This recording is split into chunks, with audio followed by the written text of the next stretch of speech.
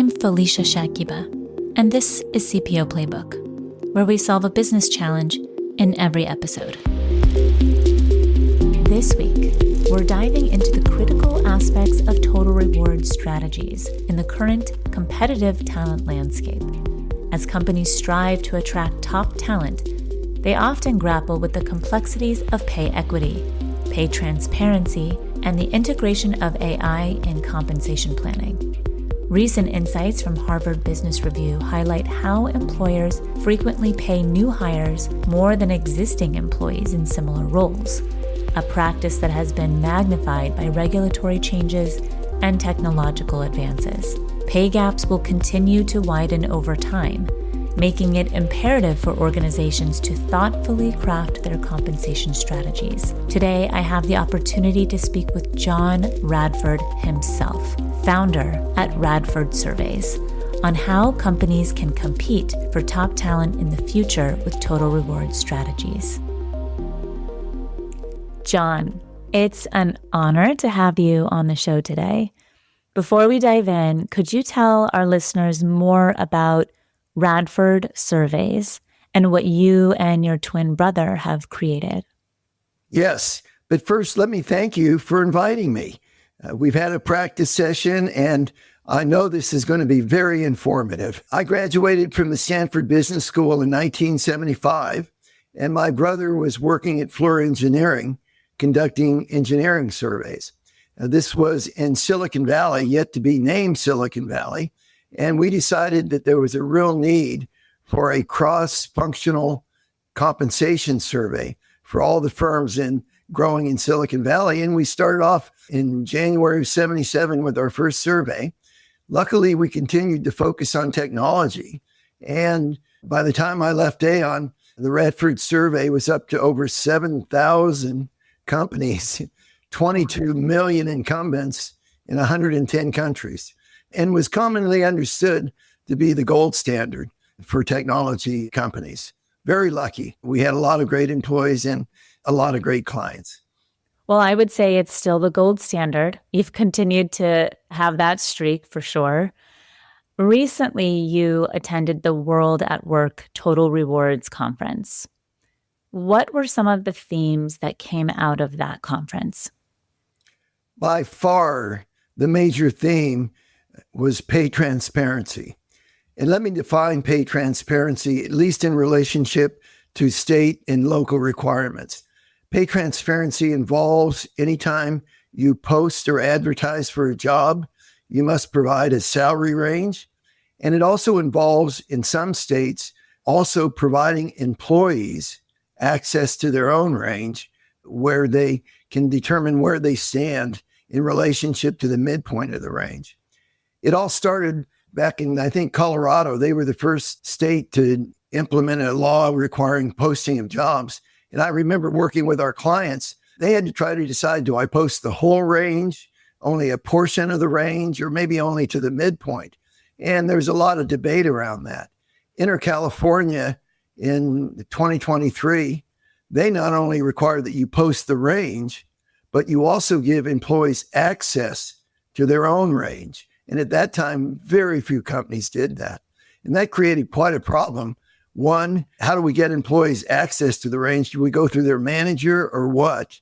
Two, we're not sure we have employees ranked in the right jobs. So when they ask their range, they may find out that, no, that's not my job. And three, it became crystal clear that employees were comparing the posted ranges to what they earned.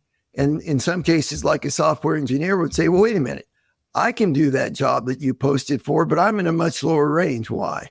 So pay transparency has really taken over. One additional note, CEOs, when they started providing employees in California access to their ranges, they said, well, wait a second.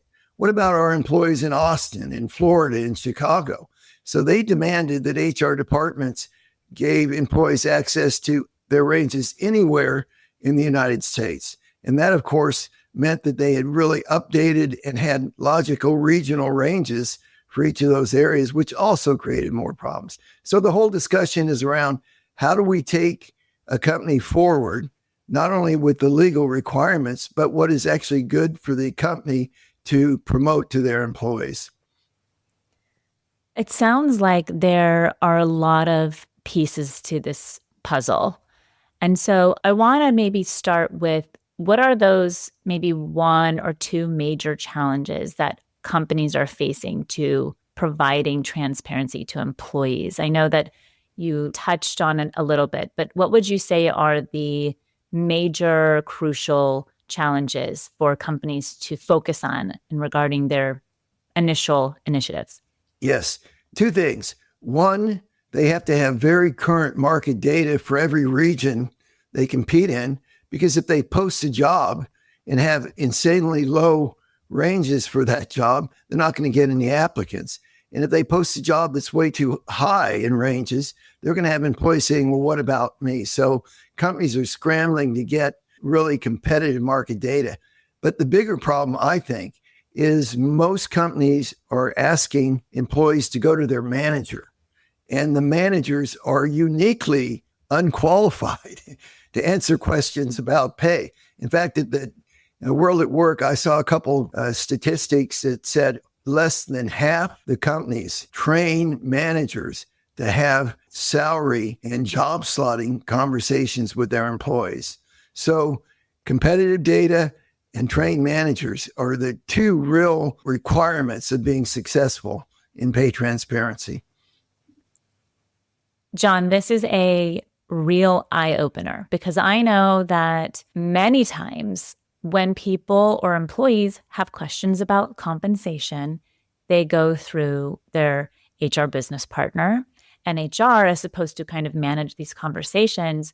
And rarely do you ever see training or Manager 101 training that really encompasses how do you have compensation discussions with your team.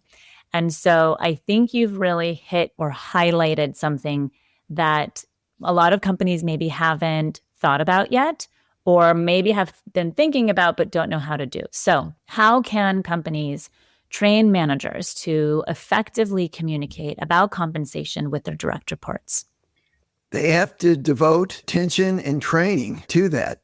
Managers need to understand the compensation philosophy of the firm. For example, where do they target their competitive rates? They need to understand the job architecture and how they rank jobs into levels, so they can describe for an employee why they're at one level and someone else is in another level.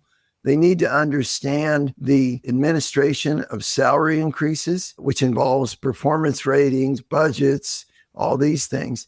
And then they really need to understand having conversations with employees around, okay, you're in this range, but how can you move into a higher level? What do you have to do? So a big emphasis on having managers understand career development steps within the company.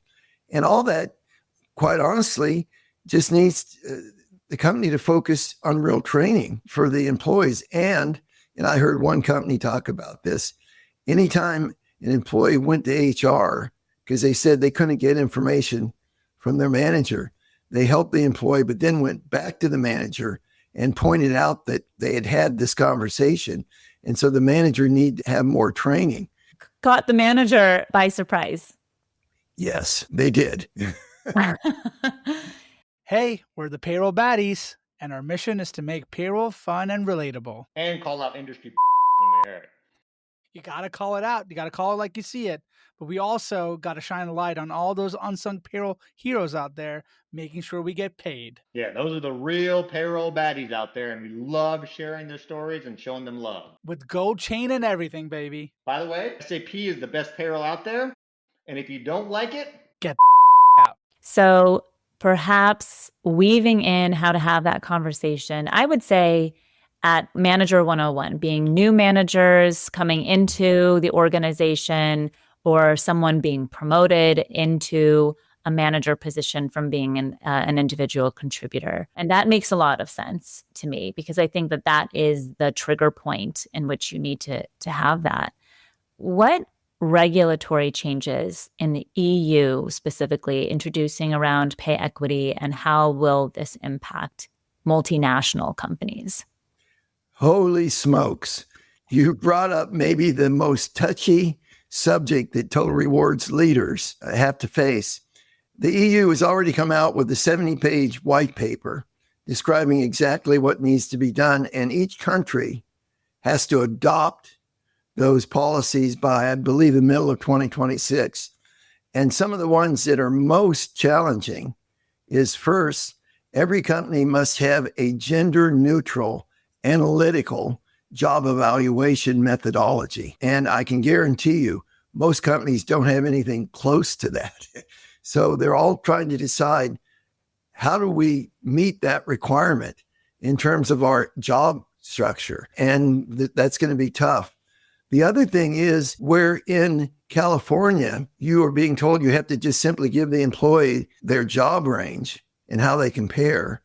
In the EU document, they are saying that an employee must not only get their job range, but they must also know how they compare to the average of other employees in the range, or a sub-functional group of job families or whatever.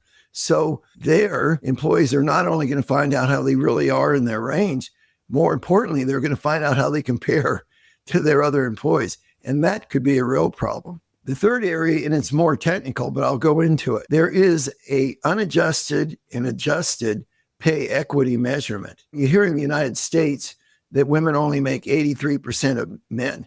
Well, that's unadjusted because you take all men and all women, and that's the number. And in companies, if they have more males higher up in the organization, the unadjusted pay gaps are going to be large.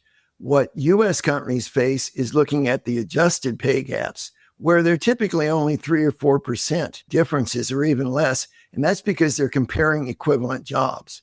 Well, in the EU, they're ignoring the adjusted pay gap. And they're saying if your unadjusted pay gap is more than 5%, then you have to go through all these additional steps to prove that you're being equitable. So I think most rewards leaders are hoping things change before that happens, or they are going to be in some really challenging positions. Once again, middle of 2026, and it's very, very stringent, even much more so than like California right now. And so you might assume that any company who has employees in the EU, and correct me if I'm wrong, but any company who has employees in the EU and also has employees outside of the EU perhaps likely need to provide those compliance practices to all of their employees. Would that make sense? Well, it could make sense. We just have to see what happens. For example, let me give you an example around compliance.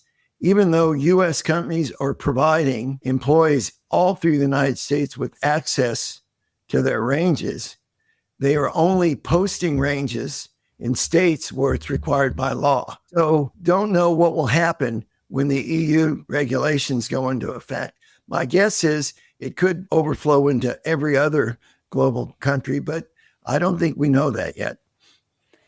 Yeah, I mean, it's interesting because if an organization wants to have the fairness factor implemented in their employee engagement or performance strategy, or even just their culture, they might want to think about whether or not they're going to divide their employees' practices around pay transparency to some of their employees or all of their employees. And that, I think, is also not just a philosophical challenge, but a cultural and leadership challenge that probably every company has to ask themselves that question.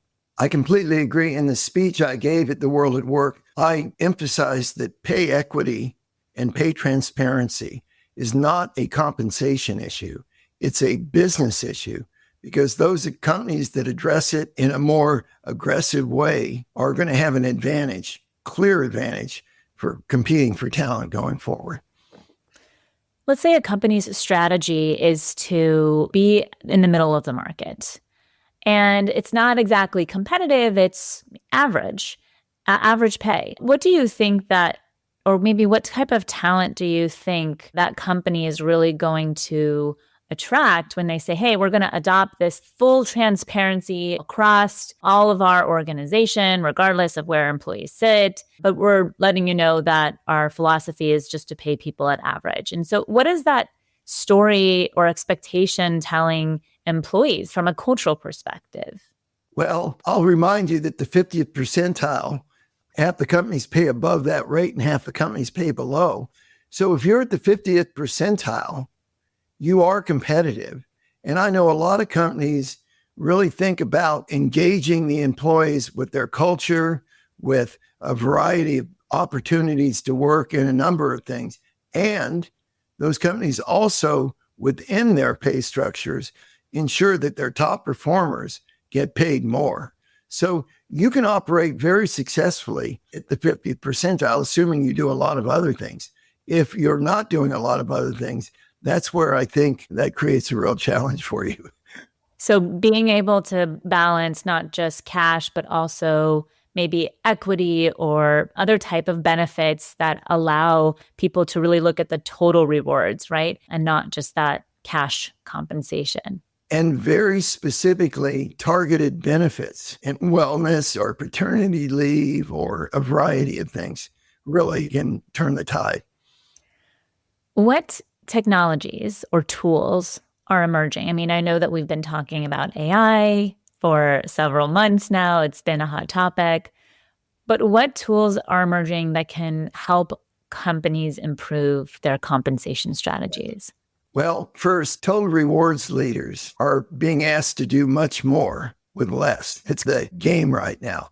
And so they are looking at all sorts of opportunities to apply technology to their merit cycles, to job architecture, to a number of things to get things done more efficiently. And the tools mostly fall in the area of compensation planning.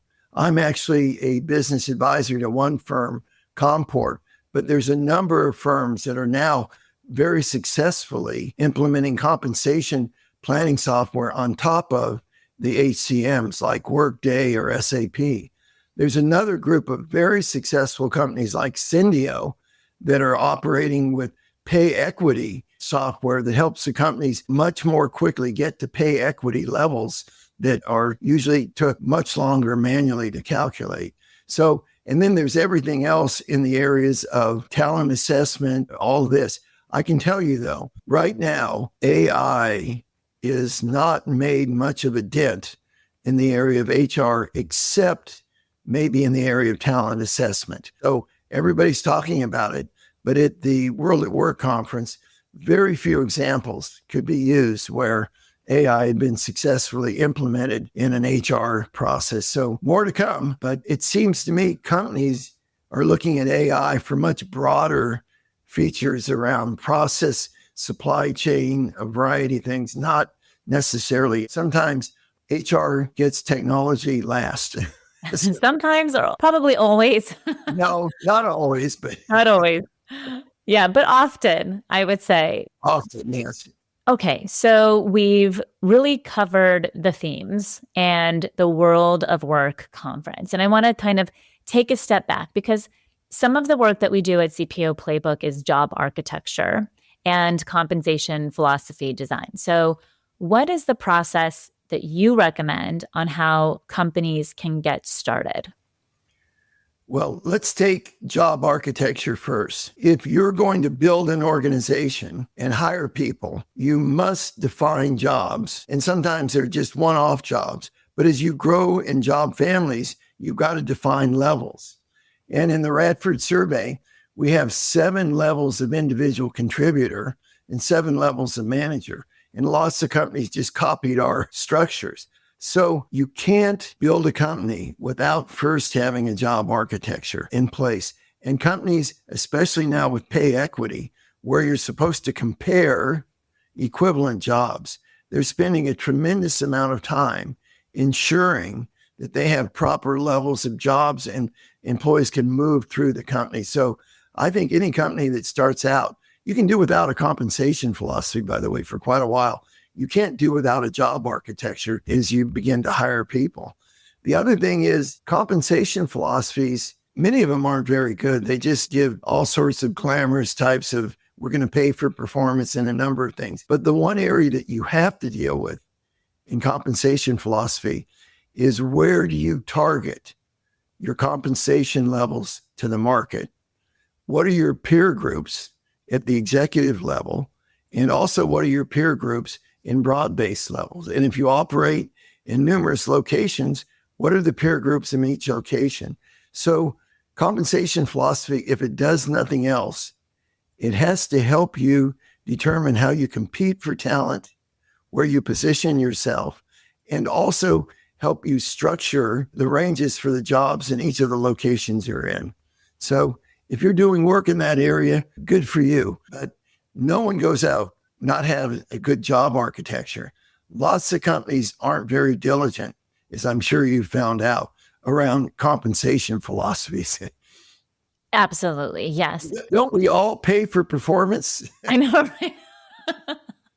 Exactly. I think it's interesting. I think job architecture is a very interesting topic, because you could go to a massive organization with hundreds and thousands of employees, and their architecture could be 10 years old, or they might have never even started one. Or how do you actually create or design job architecture during a merger and acquisition? And so it's not always top of mind, but so incredibly necessary in order to provide the structure and the bones to even put anything else together, right? Especially around compensation. So I think it's an interesting topic. And I think also some of the challenges that I run into is between small and large companies.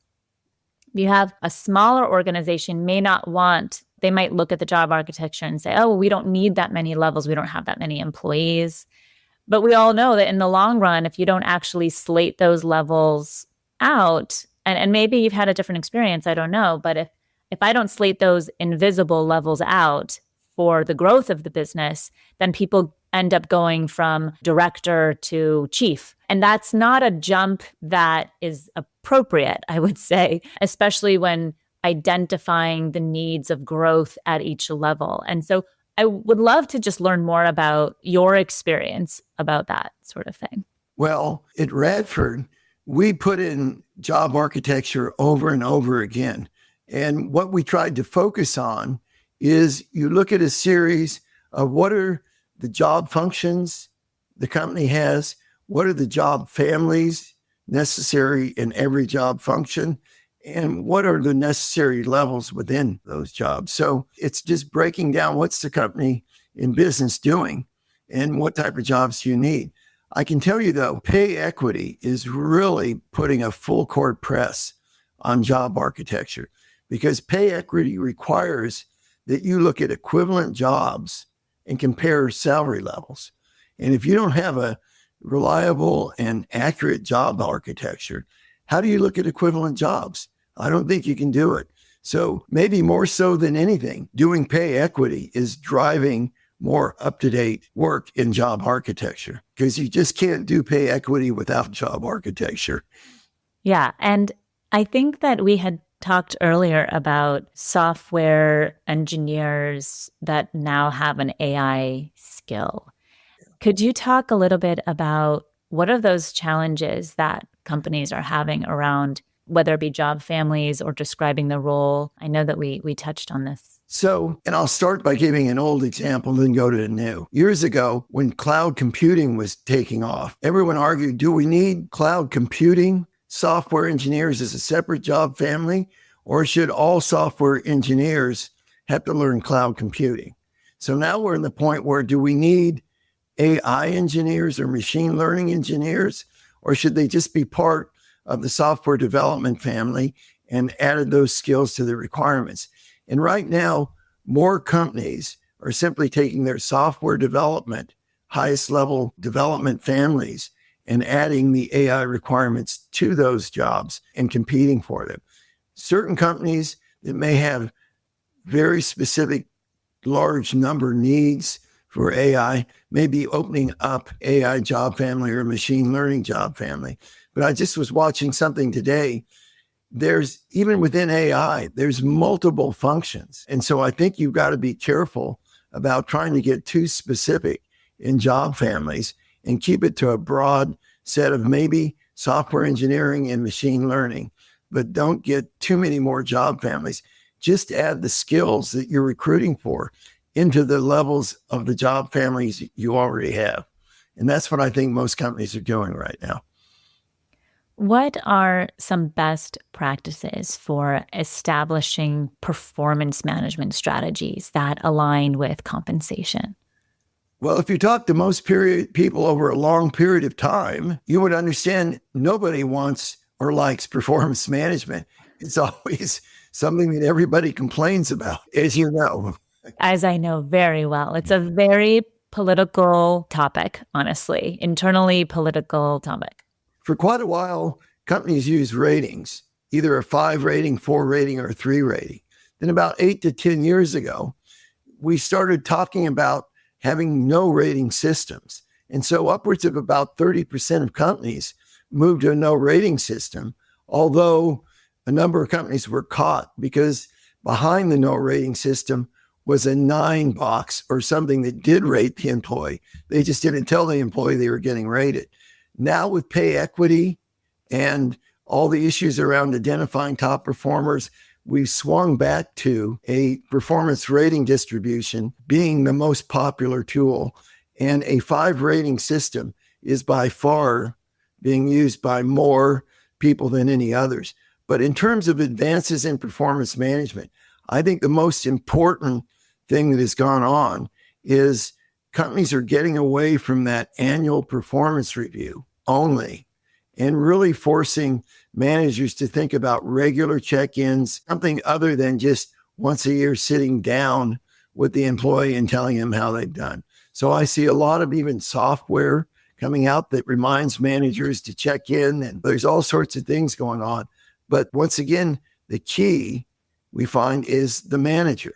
The manager needs to understand that they're supposed to be coaching and developing and giving employees regular feedback. And I see that being probably the most important trend in performance management right now. Yes. And I think it's interesting because performance management, we do train managers how to have this process. And I have yet to see compensation discussion, like I said earlier, baked into the training. And so I'm sure many companies do it. And I think it's probably a best practice. But I also feel like it's probably very uncomfortable. It's an uncomfortable conversation to have or to think about. And I think that there's more than just like maybe a one-time training. I think there's a lot of practice that probably goes into it, and making sure that managers understand, like you said, the philosophy and where to push back and how to grow employees and how to not get their hopes up too, right? It's not a if and then. It's also about, well, you grow not just when you have these new skills, but also when there's an opportunity in the business for you to add that value and so forth. So I think it's a little bit complex, but that's the work where organizations need to dig in. Yeah, I've spent most of my career in technology, and I can tell you technology has the biggest challenge of all with managers, because managers in technology always get promoted for their individual competence, their professional competence, and then suddenly they make them managers. And most of those managers, okay, I'll take the manager job, but I'm still just going to focus on my individual contributor job. And then we have to remind them, no, you're managing a bunch of people now. Well, what do? You actually have to work with all of them and all those things. They just don't want to do it. Yeah, it's a different skill set. And it's funny because a lot of startups or a lot of fast-moving organizations have this problem. I've seen over and over again is they'll identify, like you said, their top IC or individual contributor, and then they put someone, we need to grow, so let's bring this person into a management role and have them teach everyone their amazing skill set. And yet they don't realize the management training that actually needs to get added before you actually put that person into the role. There's actually a fantastic episode by BuzzFeed on CPO Playbook on the show. I'll have to send it to you. It talks all about this training and it's just fantastic. But on another note, I would love to learn more about what advice you would give to executives who want to grow their workforce, but are really unsure where to start with compensation programs. I've worked with hundreds and hundreds of CEOs and companies that want to grow. And the real issue is, what is your workforce plan? What are the types of positions you need to grow? What are the skills that you need? And where do you want to grow? And how do you get those people into the organization? So many times, workforce planning is kind of a bugaboo, and CEOs don't want to do it, and HR doesn't want to do it. But the only way that you can grow effectively is having a very clear idea of the positions you want to add, the areas that you're going to add them, and the types of skills you're going to bring in and move forward. So I talk to CEOs about having a clear idea of the people plan going forward.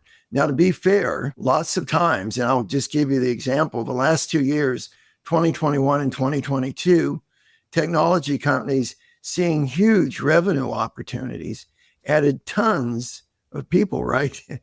And unfortunately, the revenue opportunities didn't materialize at the levels that the CEOs thought they would. And 2023 was a huge year of layoffs, even with technology companies that were doing quite well, because they found they had certain groups of maybe engineers in certain product areas they didn't need anymore. And they had other groups where they needed many more engineers that they weren't hiring for. So it's a much more complicated challenge than just a forecast, because you also have to be right about where your revenue is coming from, what product development you need, and a variety of other things. But anybody trying to grow needs to basically start off by saying, where's our company going? What products are we developing? And what types of people do we need to get that done? I worked at Cisco for a while in the crazy growth years, and they were very good at forecasting where they were going. And we were hiring tons of people in areas that we didn't even have revenue for yet, because we thought we would get there sooner or later. It worked pretty well until the 2000 area, but nothing take place in an organization growing without knowing the types of people that you're trying to hire. So that's really the best advice I can give. Well, John, you've certainly provided a lot of insight today. Is there anything else you would like to share with our listeners? Well, I shared this at the Total Rewards conference too, so I'll share it here. I've been in this business for 50 years, and for quite a while, compensation professionals, they hardly even existed. It was HR, and they did a little comp. Then it became more of a profession. Now, compensation professionals, probably other than the chief people officer, is the most important function in the company. They manage the most expense every company has. And so it's a great profession, but you've got to develop. You've got to understand. You've got to know data science. You've got to know how to read financial statements. You've got to know how to apply technology to solve some of your HR problems. So it's a great career, but don't kid yourself. It requires the same rigorous development and targeting of the areas that you need to achieve to develop in the career. So I love the function, and maybe I'm biased, but I think it's incredibly important to the company right now. I would agree with you, John. And thank you so much for being here and sharing all of your incredible insight. Again, it's just an honor to have you on the show, and really appreciate everything that you've shared. I think a lot of companies will be able to take away a lot of action items, hopefully, from this episode. So thanks again. You're welcome. That's John Radford, founder of Radford Surveys. If today's episode captured your interest, please consider sharing it with a friend, or visit cpoplaybook.com to read the episode or learn more about leadership and talent management. We greatly appreciate your rating, review, and support as a subscriber. I'm Felicia Shakiba. See you next Wednesday, and thanks for listening.